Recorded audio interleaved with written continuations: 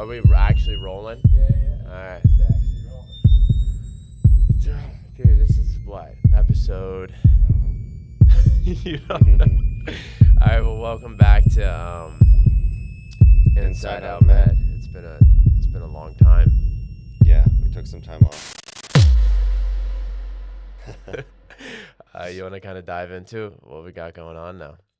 Well, Just a quick I'm rundown. sure everybody heard about Ideal Image. Ideal Image was one of the largest med spas in the world. No, yeah. they were, yeah. And it had over 150 locations, and they just kind of decided to go out of business. Instead of filing for bankruptcy, they did kind of like a massive asset sale purchase of all their locations, and we picked up a bunch of them. Mm-hmm. And they were in horrendous shape. Yeah. And we're speaking from this is post 90 day, about 90 days now. We're about 3 months in. But I mean, you have the biggest clinic in the world, and you'd think they'd have the best procedures, policies, and protocols put in place. And I mean, you could speak on that. Yeah, I mean, there was a lot of defensive type of medicine in terms of contraindications to certain procedures, but at the same time, there was very unethical sales tactics and not very good medical protocols for actually performing like laser procedures, etc., to avoid burns and adverse outcomes, etc. So we had a lot of reshaping of not only the medical protocols, but also the business practices. You know, what's crazy though is they have some really intelligent team members, right? So like we were able to keep some great people aboard, the people that we wanted to keep aboard, and they were treated like technicians rather than nurse practitioners. Yeah, all of the nurse practitioners were doing esthetician procedures. I mean, there was a few doing injectables like dermal fillers and botulinum toxin injections, but a lot of them were doing facials and laser hair removal. Microneedling, diamond glow, cool tone, cool Yeah. sculpting, all of it. What's funny though is, you know, they were such an Allergan practice that I feel like Ideal Image didn't even own the business. Allergan owned the business, right? Yeah. Because everything was so intertwined, right? It's like, well, if you hit this, then you get this, and if you hit that, then you get this, and we'll give you a discount here if you get this. And I don't know why you'd want to operate a business like that. And They were a slave to Allergan mm-hmm. and getting ripped off pretty badly. And you know, at the same time. their CEO sold in 2011, and you know, they obviously did a bunch of things right to get to where they were, but I just think it was a lack of care, right? And the patients didn't deserve or didn't get what they deserved, and some of them might have, right? You know, but for a practice to be open for almost 30 years, you think those providers would be booked out for the entire year. Yeah. I mean, one of the limitations was they didn't evolve with the changing landscape. Mm-hmm. I mean, at the beginning, they were a huge monopoly, and then, you know, med spas started popping up everywhere, as we discussed. And I mean, the competition increased, and their service offerings didn't really change, and neither did their pricing structures, etc. So it was an inevitable conclusion. But then you've got things like paper charting, right? Yeah. In my opinion, paper's a liability, right? Paper Because charting, ridiculous. if a record gets lost, if a record gets misplaced, I mean, it's just everything was on paper, and it seems like a liability to me. And that's been one of our biggest hurdles is getting everything imported into the EHR, right? Because we've got a very robust platform that has really been built, tailored to our needs, that intertwines everything, right? So there's nothing that's not connected, so that there's never a piece of data missing. So whether it's from sales or medications or compounding pharmacies or lab work, sending it to the lab, actually viewing the results, invoicing, appointment types, scheduling, procedures, all of it can be found in one robust platform because it's fully intertwined. Yeah. Right? So at any given time, if something were to happen with a patient, right, and you needed to pull absolutely everything, it could be done with a click of a button. Yeah, it's mystifying when anyone paper charting at this stage. Um, Even but from a supervising standpoint, right? So like you've got they had some great doctors on board that we kept aboard. mhm. Um, very smart guys. And how do you always know what the providers are doing if you don't have access to something like Yeah, that? you have to literally come into the clinic Clinic and look, and look review at the charts, charts and right? Versus being able to just click a button, see what the patient was scheduled for, see how the procedure note was created, see what was administered, recommended, prescribed. And, you know, why not have full transparency, right? It's like, you know, I encourage the audits, the inspections from anyone. I'm like, do it. Um, because there's we could, I think we can agree that the word med spa has evolved so much over the years to where it gives some people a bad taste, right? Because like you and because there's so much such a large scale of um authenticity, and there's so much kind of sleazy, unregulated activity going on, a and tremendous amount, right? So yeah, it's like, oh, I'm just gonna start a med spa. Oh, I'm just gonna start a peptide company, right? But yeah. it's like you what Let's start a a peptide tech company. company. I mean, like we're gonna hit on that. That's definitely it's very important. But you've got so many people that are just like attempting to roll it out without knowing what it even entails. That I would like to think that the word med spa doesn't define exactly what we're doing when you're walking into a refresh location now. Yeah, so we have like 10 locations now, and we're focused on aesthetics and wellness, but we want to do everything the right way, which has become almost punitive in a sense to do things the correct way because nothing else is being regulated when it's been done. They call it the gray market, but really it's black market with all these new peptide companies popping up that distribute GLP-1s and all the growth hormone releasing peptides, etc. So let's talk about that for a second. So in wellness, right? You've got the biggest telehealth companies in the world, right? Hims and their competitors, and they obtain something called a legit script certification, right? Which is it's definitely a little bit um, more advanced to obtain. You've got to go through a lot of documentation, answer answer a lot of questions one after another. When they go through all these different sets of data on who your providers are, what pharmacies you use, what are your protocols, what do you actually prescribe, et cetera. And the thing with that is at the end of the day, they're still telehealth, right?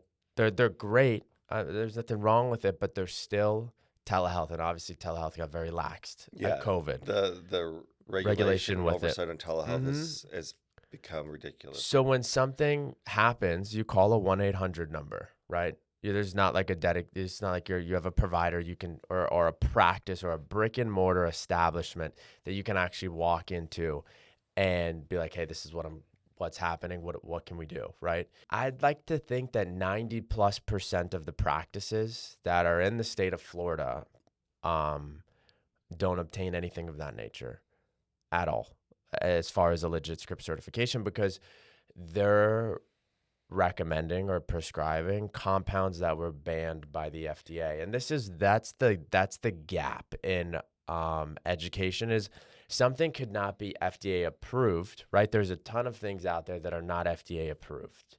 But then there is a separate category where the FDA actually bans the compounding or creation of a specific product or, in this sense, And peptide. let's be clear, we're not saying that we agree with everything the FDA does in terms of banning certain substances and allowing others. But here's the thing with that though is when you when we have providers or we our team prescribes a certain program, right? They're not just giving you a prescription, it's a program. That's the first thing. Second thing is everything is compounded in Florida.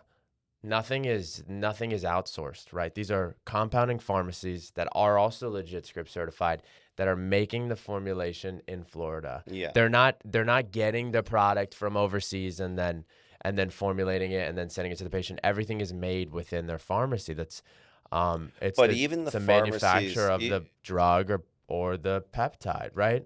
but even the compounding pharmacies that aren't legit script certified, there's a lot of them that are big players, and they still can't compound, or they'd be shut down immediately. They can't compound any of these banned peptides. So all these peptides you see in TikTok videos Yeah, it's and illegal. It's just flat out. Instagram. It's illegal to be sending out a GLP-1 formulation, saying it's for research purposes, but you're giving someone your specific dosing regimen, concentration, reconstitution methods.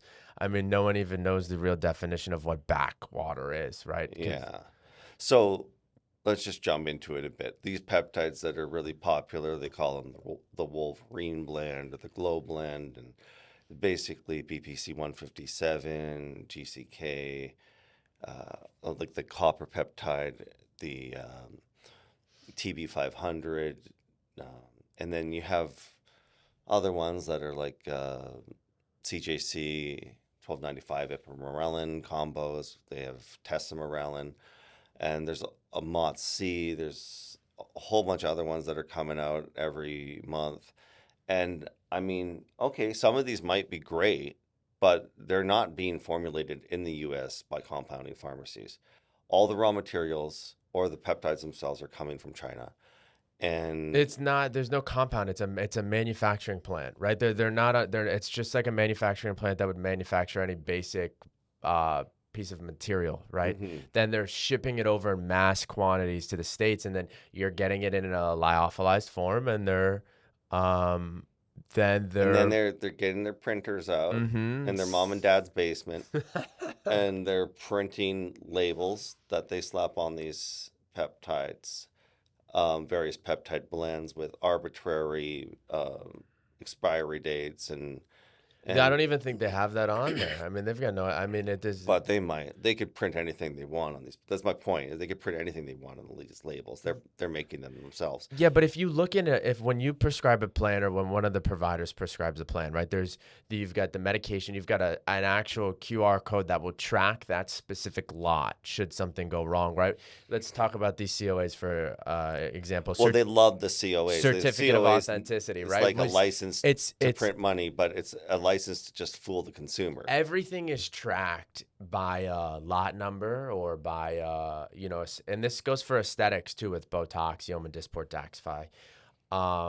So if something goes wrong, you've got a batch, but then you've got individual or specific lot numbers or SKUs within that batch to kind of figure out, okay, what could have happened, right?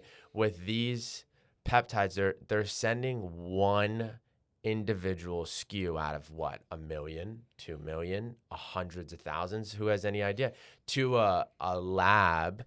That usually they're in cahoots with. 100%, because you can look at some of these recommendations when it comes to PR, and they're paying for that specific publicity. PR it could be very organic, but majority of these sites, it's a paid partnership, and they're getting pushed to the top, and they're showing you that they have 99% authenticity, but It's like, you don't really. And I hate to use this example is really ridiculous, but if an individual is gonna be on drugs, right? You don't know that your drugs are cut with something else, coke and fentanyl, until you overdose, right? mhm. So, that could be a little extreme, but you don't know what's in these peptides until something goes wrong. So basically, what we have is a mass marketing campaign uh, that is done through all these different social media sites, all these websites. They have payment processors that charge them outlandish fees because they know what they're doing is illegal, but they go along with it anyways. And you have guys that have no medical knowledge, that just basically young kids that just want to make a quick buck. They're dispensing thousands of these peptides to customers all over the US, giving them medical advice, and this is all unregulated, which blows my mind. Yeah, but if you think about It, it, right, you have the biggest peptide company that ever existed. It was what was Peptide science? peptidesciences.com, and they closed their doors, shut down fully. This is a $100+ million annual operation. They shut their doors because of this I think, current yeah, situations going they on in this know, industry. They know yeah, it's going to they happen. know what's going to happen, and they're They don't. obviously having issues with their payment processors, but it's not if it's going to happen, it's when it's going to happen. And I don't know why the Something bad regulatory happens. bodies are Yeah. not cracking down on these guys, because it's the Wild West. It's insane. All these people are getting these peptides from all these clowns online, distributing not only medical advice and directions for how to inject and reconstitute these medications that are supposedly for research only, but we all know that's complete bullshit. So what they're doing is they're trying to use that research only loophole that was been exploited for years by bigger companies like Peptide Science, etc., to get black market drugs into the Yeah, but consumers. this is where they screw up is um they have it on their website and their TikToks and their Instagram bios, et cetera, that everything's for research purposes, but they're making videos of how they dose, how they reconstitute, Like, what they recommend. yeah, but Jay, Spec- even if it wasn't obvious that this is not for research, I mean, you can't just take any drug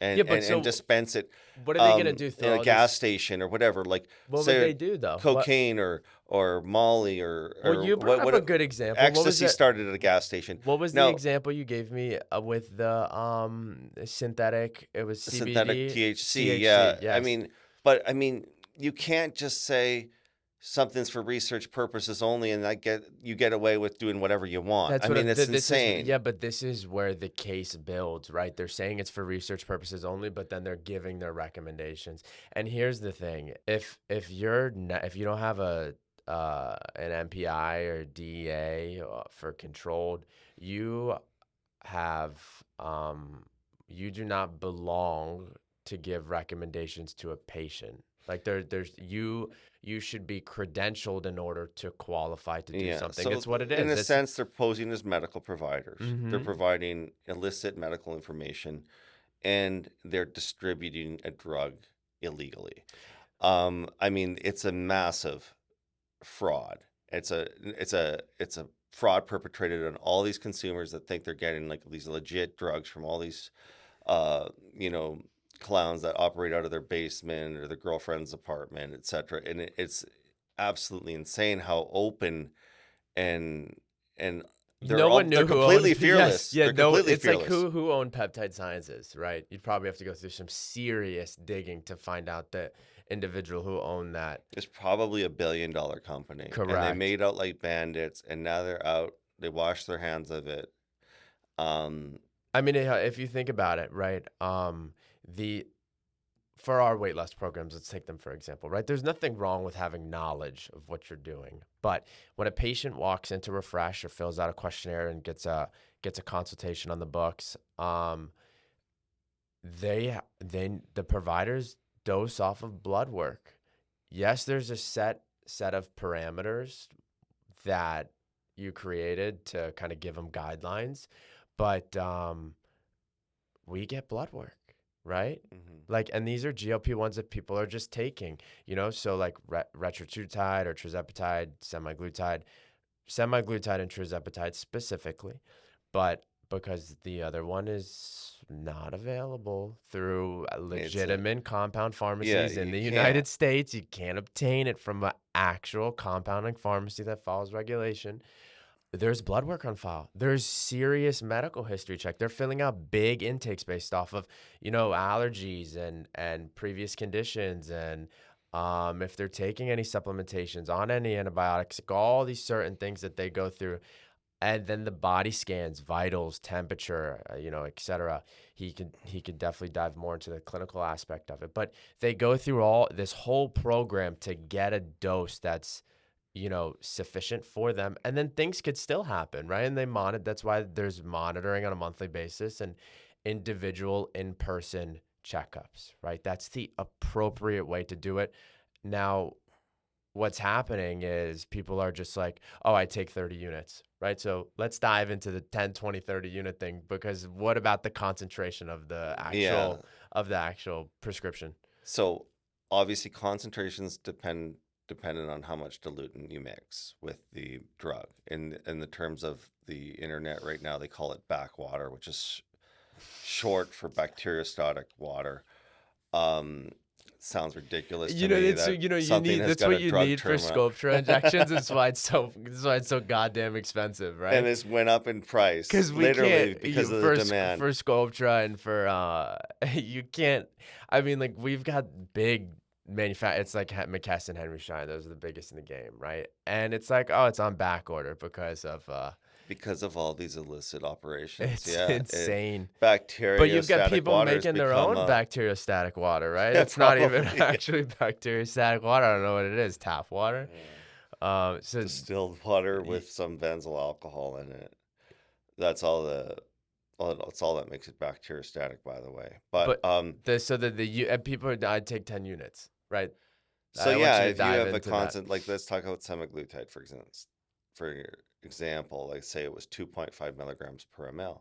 Another place might have it concentrated at 5 milligrams per ml. So if you are injecting, say, 20 units, which is zero point 0.2 mLs of that medication, um, for the first example, you'd be taking zero point 0.5 milligrams a week. And for the second example, you'd be taking 1 milligram a week. Hmm. And that's twice the dose, and it's just based on a concentration difference. So, I mean, that is also something that people are not clear on with concentration times volume equals dose. It's not just volume by itself. And secondly, the other thing that people need to understand is even if the drug is what it says it is, let's say the mass spectrometry and all the testing that they do is accurate and it actually needs about 95 to 98% purity to pass. Let's say it is legit.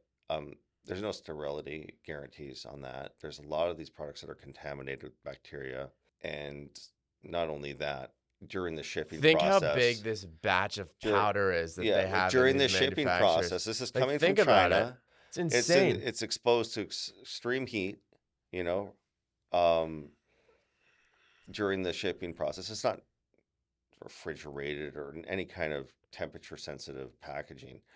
And it arrives. No, they're in these little there's I see them. There's like these like little boxes with plastic wrap, and there's like a bunch of vials with a bunch of powder at the bottom of them, and then yeah, they infuse it with their bacteriostatic water. Yeah, Um, yeah. It's beyond silly. Everyone is, you know, making these little kids, sleazy con artists, tons of money for, yeah, perpetrating but even massive if you fraud. take the money out of it for a I second, mean, but yeah, but it's take so it. dangerous. Yeah, exactly, right? You're dealing with human life, right?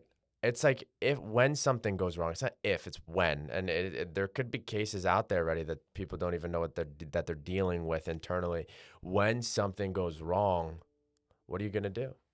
Who are you gonna call? You're gonna I call the mean, kid? it's like, That's is it one that's of these cases where you need a bunch of people that will die or have adverse outcomes from this unregulated industry yeah, but before anyone cracks down on it? there's Because it's not enough. so widespread. It's Peptides are great, right? We're not saying that peptides are bad. We're saying that you don't know what it entails when it's being manufactured and coming over, but and it's not being prescribed to you individually, right? Because a prescription to me versus a prescription to him versus a prescription to someone else is going to vary based off of who we are, um, and that's the problem, right? So with for example, with Refresh, you have a problem with your program, we're liable. You come to us, If there's an issue, you come to us, and the providers deal with it. And if it gets complex, then they go to the supervising physicians or Chris, and they figure out, if it's a um, an outlier. They work through it. We work through it. But you have a resource for when something, because things can go wrong, but when they do, you have a resource. And this, you have AI, right? Okay. So, I mean, you've got the internet, okay? Um, but when a compound is mixed with God knows what, and you inject it, and the injection site gets affected, or if the injection site seems off, or after an excessive amount, or if you miss dose and you've got all these adverse side effects because you don't understand concentration versus um, milligrams per ml, there's going to be a lot of problems, right? And then maybe someone steps in, but who knows how long that's going to take, right? I mean, well, what about all the chiropractors? Let's talk about that. Every goddamn chiropractor in the country getting into this, but Not just this, they and can't wellness in they general. can't Talking prescribe. They've got to have a nurse practitioner come in and work underneath them, not underneath them. I don't know if it's underneath them or adjacent to them, but they come in, and that's how the patients are prescribed medication. just to be clear on chiropractors, because it's a sore point for me.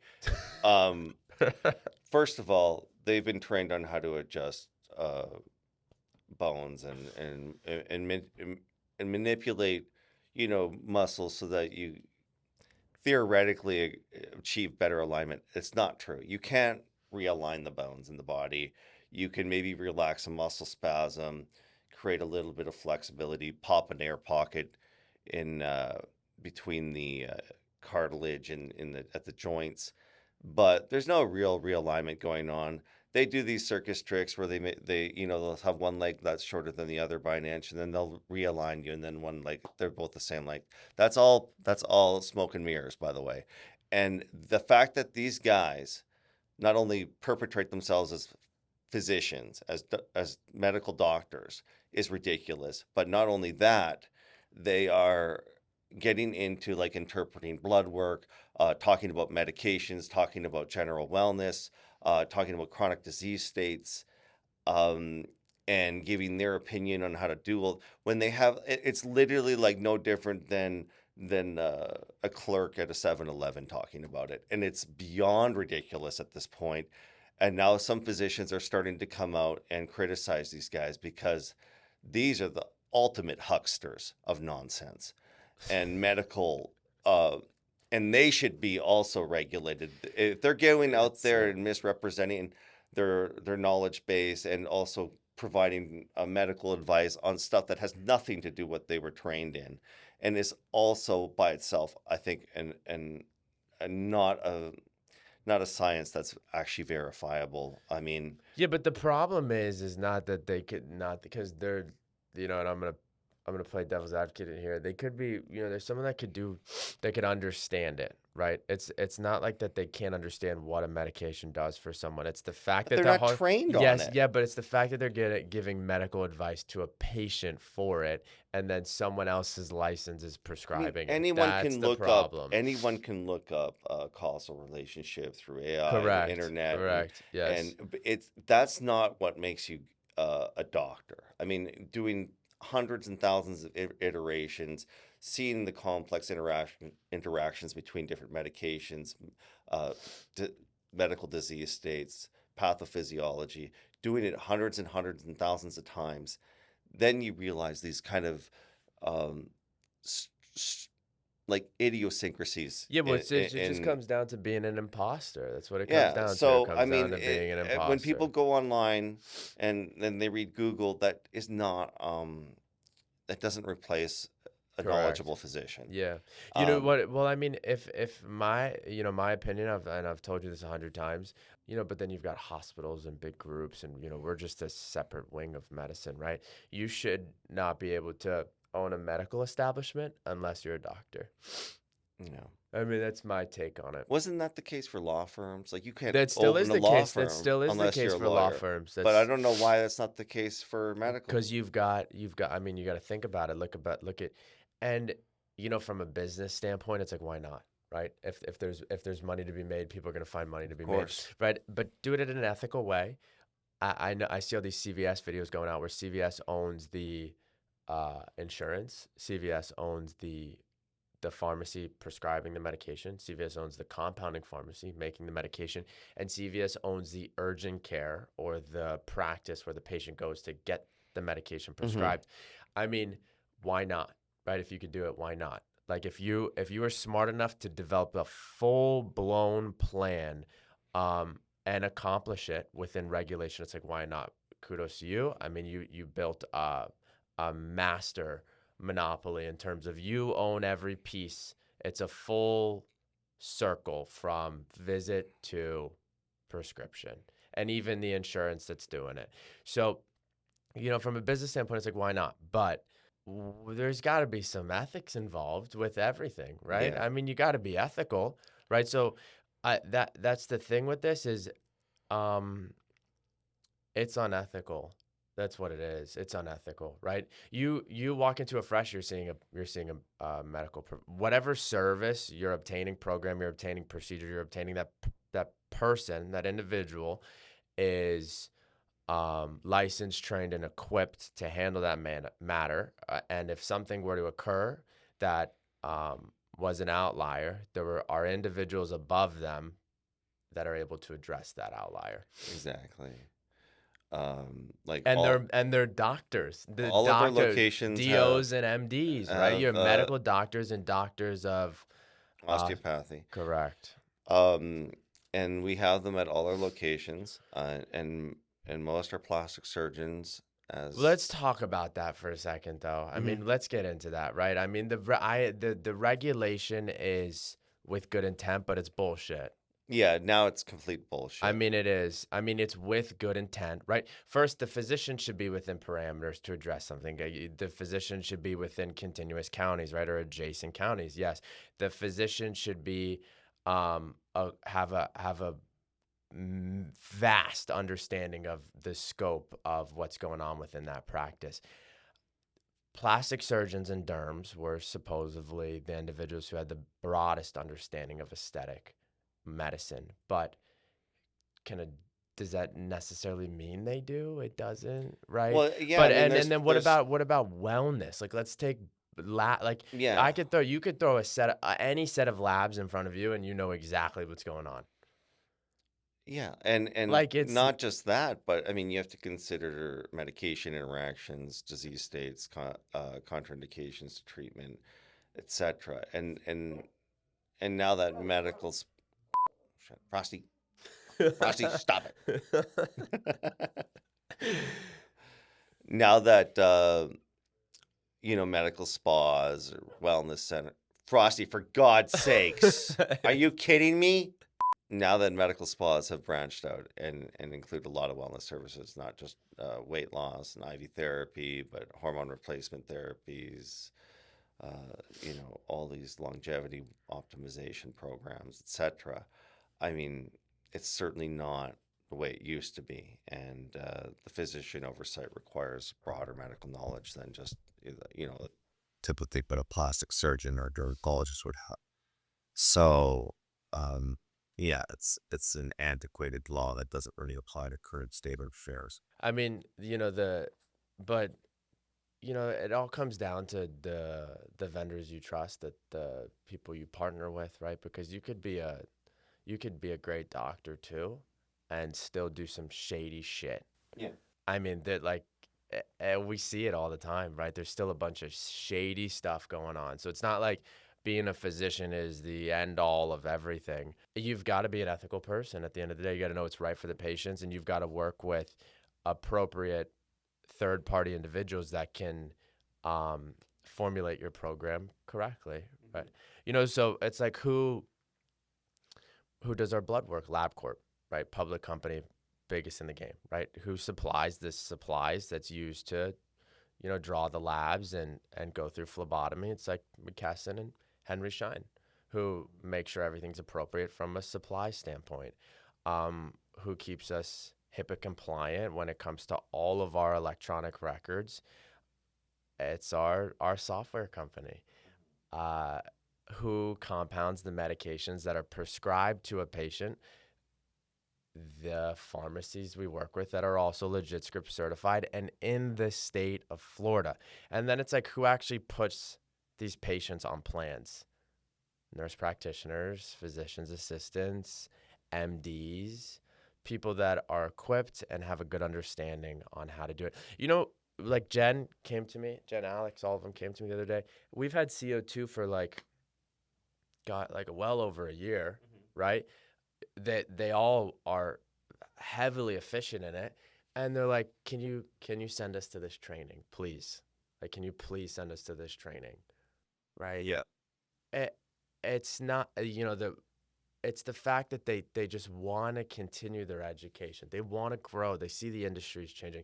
They're constantly sending me articles and things that are going on and things that are coming out and things that have been out, because just because something comes out and it's like some big shiny new object doesn't mean it's has a high efficacy, right? It doesn't mean it's a great procedure. And they're always trying to further their education, even something that you can argue that they're a master at. So when someone comes into the industry and opens up a med spa in a 300 square foot location and gets a device from overseas for $1,500 that has, there's a certificate that also has got a certificate of authenticity, right? That whatever it is, and gets some supplies off of Amazon and you know puts together their Boulevard platform and now has an online booking system. It's just like upsetting.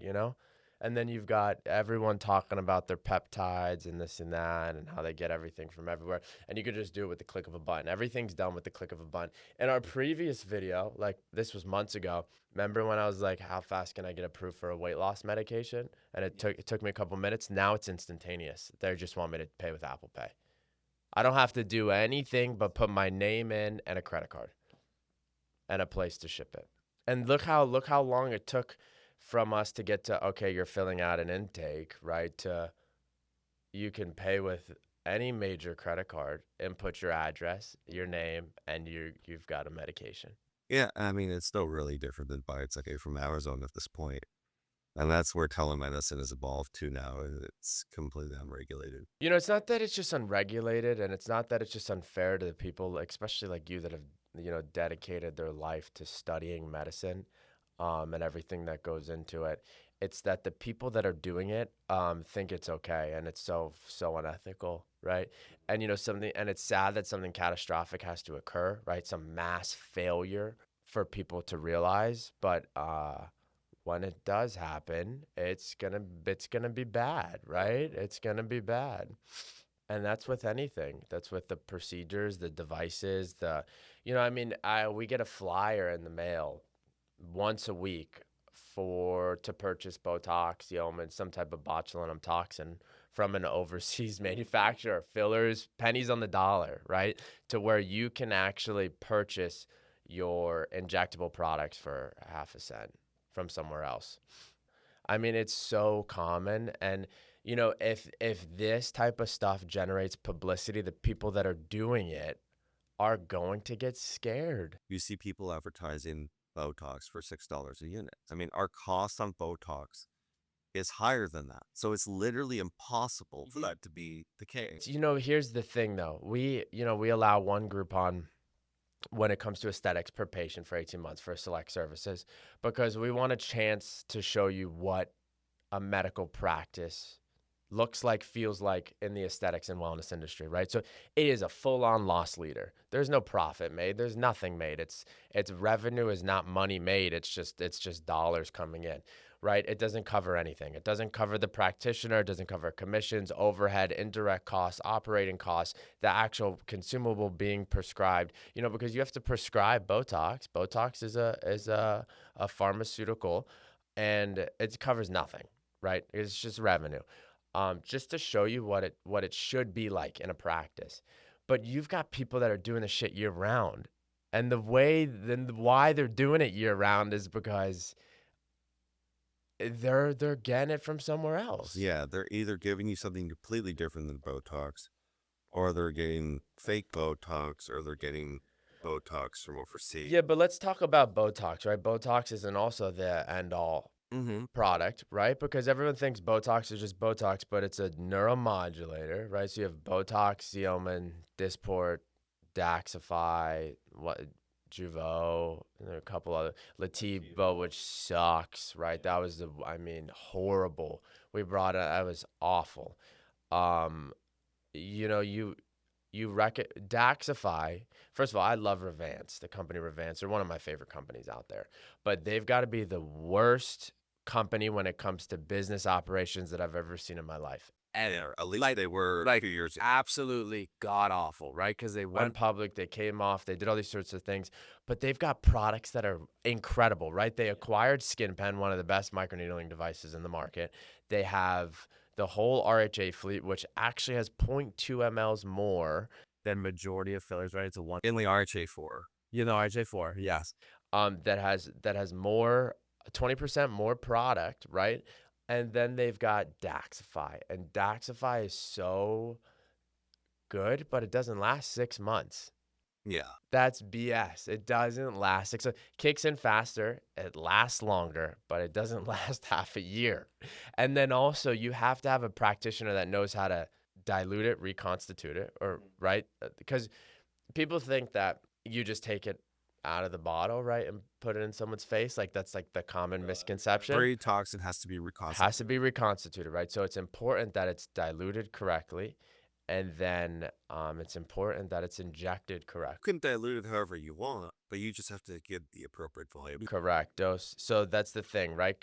So what's another perk when you come to refresh? If you go with the medical provider's opinion and it doesn't give you the results that were supposed to occur, Guarantee it. we guarantee it, right? Because that's how it should be, or else it's fraud. We can't sell you something and it doesn't work. And some people become, They have antibody sensitization. then what's it called? You go into a myoblock, right? You could have a Get out of the type A toxins and go to type B. But I mean, even if someone develops resistance, we still try we still give them a whole fleet of products, right? You just had a patient that had, you were telling me about it, right? You went through 3-4 different products to tried. So it was the Dysport, Botox to Dysport, Xeomin, and then she tried Daxxify. Or just tried one area, didn't do anything. So now she's gonna have to do treatment with Myoblock. And that's the thing, right? So when you're coming to refresh, it's not like, okay, I'm just gonna, these are the units, right? It's a recommended dose to give you the results you're looking to achieve, and that's with any procedure, any product, any program, etc., within realistic expectations. But you come back, you follow the rules, like you listen to your providers, you adhere to pre and post instructions, like we have that satisfaction guarantee, and that's another thing, right? It doesn't matter if you come off a Groupon. If you come off of a 40-unit Groupon and they recommend 60 and you get 60 units and it doesn't give you the results that were supposed to happen, there's still a guarantee. Because there's this big misconception around Groupon as well, that Groupon is just like shitty patients. That's inaccurate. That's so inaccurate. It's so inaccurate, right? It's a patient who's looking for a home, one. And two, it's like I would do the same thing. If I was able to try a practice at a discounted rate, I'm going to do it. Right. And then you find your home, you find the providers, you find the place that you want to see. But that's another big misconception on our side of for practices or practitioners and we had so many company-wide meetings about this, because I was like, guys, you got to get out of this mind state that a Groupon is not a patient like any other paying patient, because they are.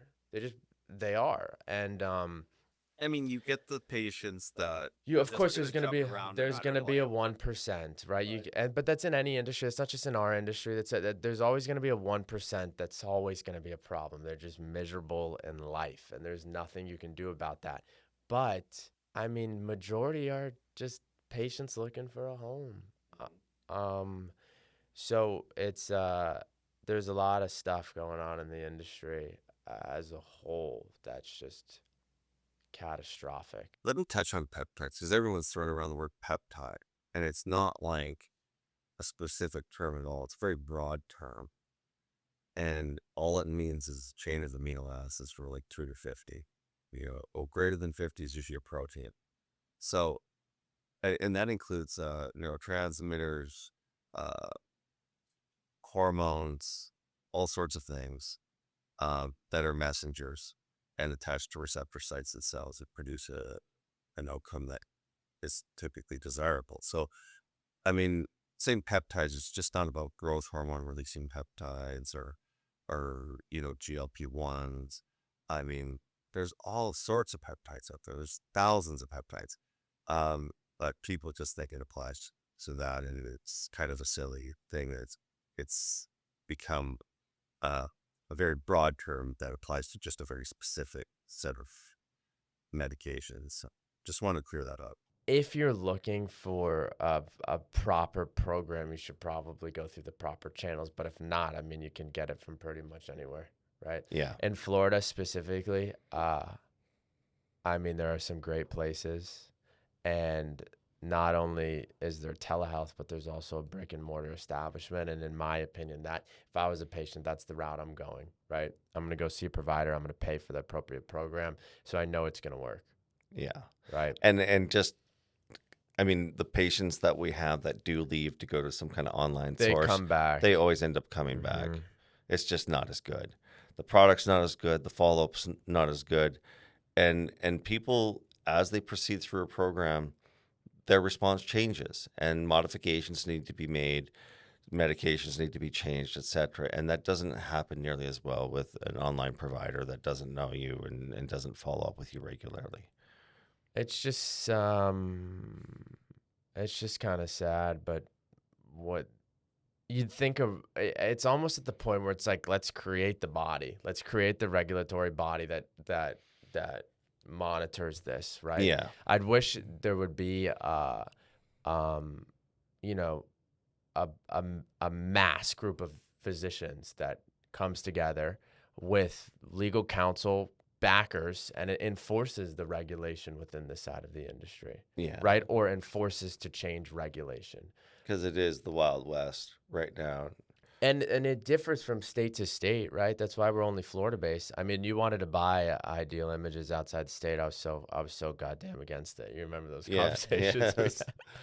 had? I was just like, there's no way. I mean, regulation within the flip of a boundary changes from supervising, from administration, from practicing, from absolutely everything. It changes within a mile. As soon as you cross that border, the entire regulation has changed. And that's another reason we're only Florida based. And then also, wherever your license is hung, you can only prescribe within that state, right? Yes, that's correct. These companies, they've got prescribers everywhere, right? Or these prescribers have licensure everywhere Well, just so they can. I mean, you can theoretically prescribe outside of the state, but typically, What is if the you're seeing regulation with that? patients, but you'd have to have seen the patient, And it's like a say one of your secondary patients home. travels to Yeah. a different state, and they get sick or something, you can call in a prescription for them. But to initiate contact with a patient in a different state, That's and another start become thing. their You provider, say you need to be licensed you in that say state. yes, but you say call in a prescription. Here's another thing, right? When a prescription is prescribed, the traditional method was like you get on the phone, you call the pharmacy, the medication's through, right? Yeah. And yeah, sure, the call could be recorded, and the pharmacy will have record of it. But when you have a properly built EHR platform, a very robust software, then there's record of it. Yeah, it's all electronic. It's the click of a button, right?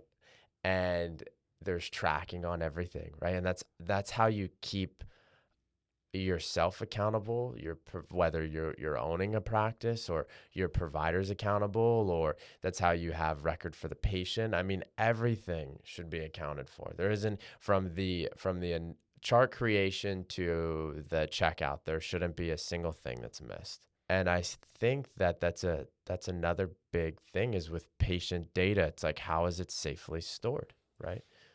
Yeah. Because it's a lot that's going on there too. Peptides, though, It's mean, a if you patient, do it isn't it? legitimately, it's next to impossible. Is it a consumer or is it a patient at that point? No, I mean, Like how do you- obviously, it's a consumer. There's no No medical people involved at all. nothing, right? But it's supposed to be a patient. Yeah. It's supposed to be a patient, but it's looked at as a consumer. That's kind of crazy. The industry's changed tremendously within a very fast amount of time. I mean, you've got med spas popping up everywhere, like literally everywhere. And the only way they are surviving is these shortcuts, right? Because I mean, how much is a batch of peptide? I mean, what these online peptide companies are selling their peptides for is like what our cost on an actual compounded product in the state of Florida is. Less. Yeah. I mean, it's all coming from China, Way so they less, get yeah. it at a, when a compounding pharmacy does creates a compound here, especially in a large batch, they have to put it in quarantine for weeks. They have to do all the testing on it to make sure it's pure. And But that's not a once. great, It's not yeah, we're one talking SKU. thousands It's of, yeah. it's not one SKU in a batch. And so obviously with all of that comes a cost that's transmitted to the end user, in this case, the patient. But if people want to bypass all of that regulation and get stuff straight from China, I mean, one, it shouldn't be allowed, but two, it's at risk Yeah, to your but health. and we can end on that, guys. Everyone can do whatever they want, but you're not aware of an adverse outcome until it actually occurs. So be careful. Yeah. Know your sources and go And to don't a medical don't get your provider medical treatment from from someone. on TikTok. Yeah. Go to a medical provider. Yeah.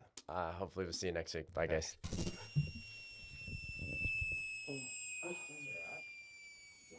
What do you think of that? Why was that crazy?